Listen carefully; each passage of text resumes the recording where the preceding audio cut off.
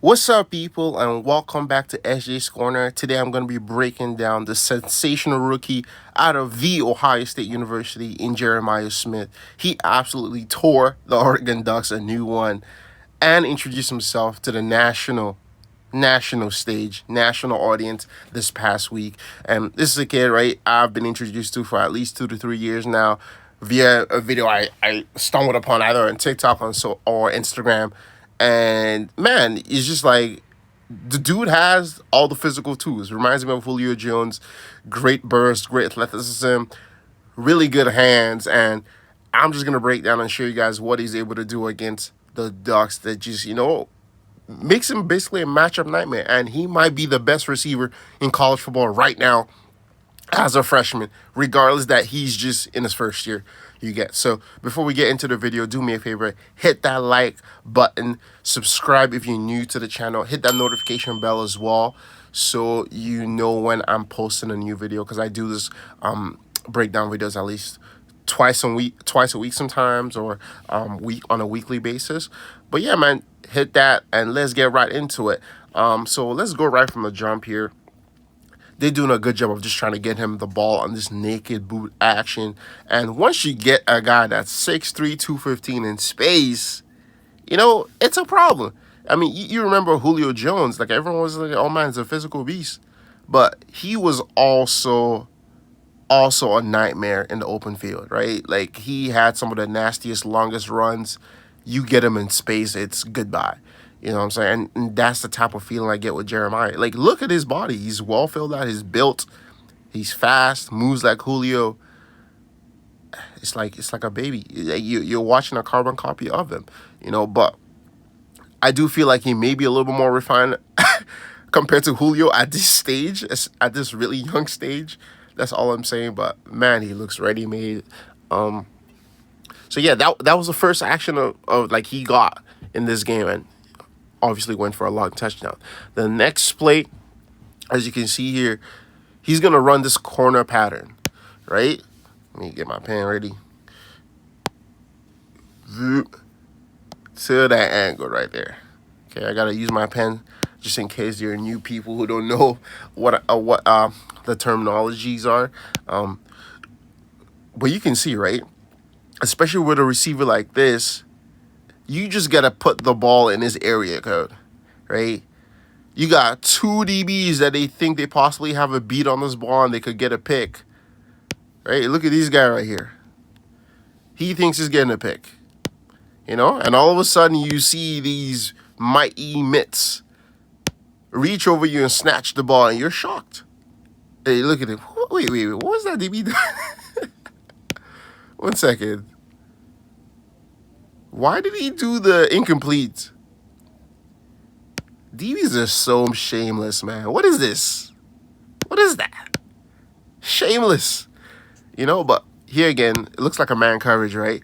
DB's playing him outside leverage. So that means outside leverage, he's got like a little bit of shade on Jeremiah Smith towards the outside right here. Okay, so that's what that means. Okay, and Jeremiah is going to attack, right, his shade, give him a little lean this way, and stick him back towards the corner. Okay, that's what he's going to do right here. So you can see that lean.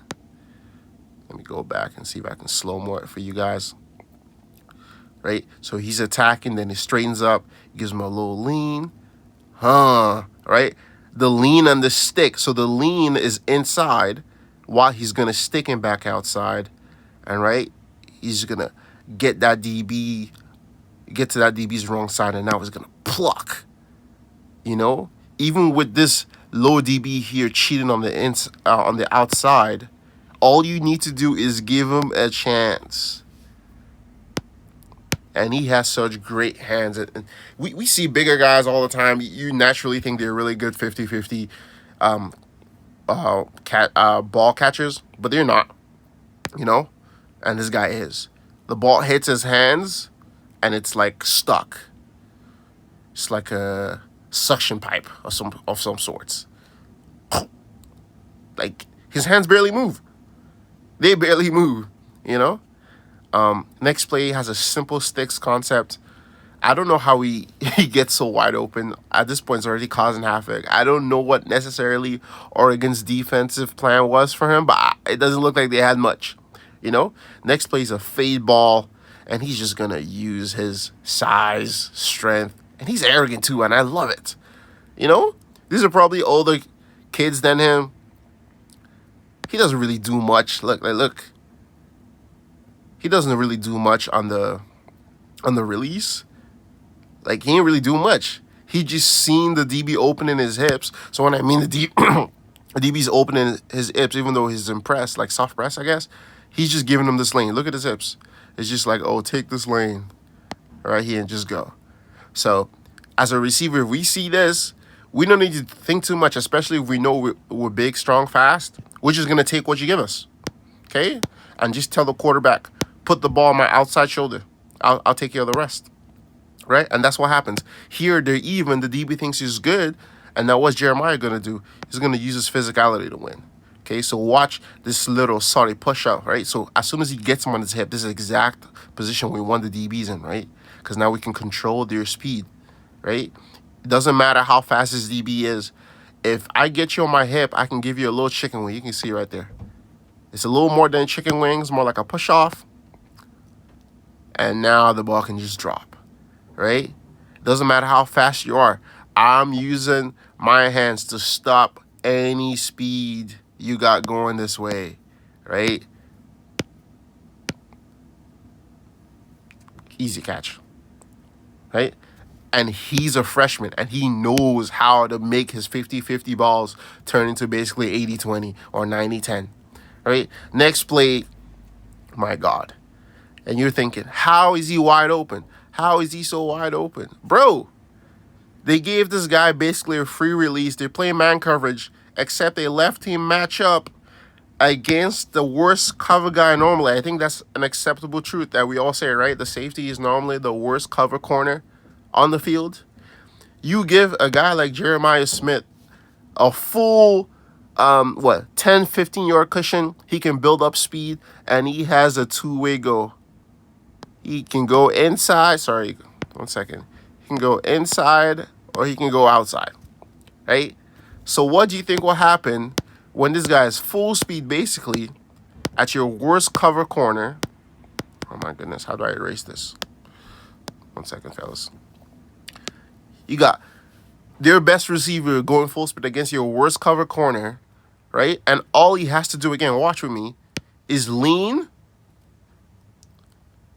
He's going to lean outside and stick him back inside.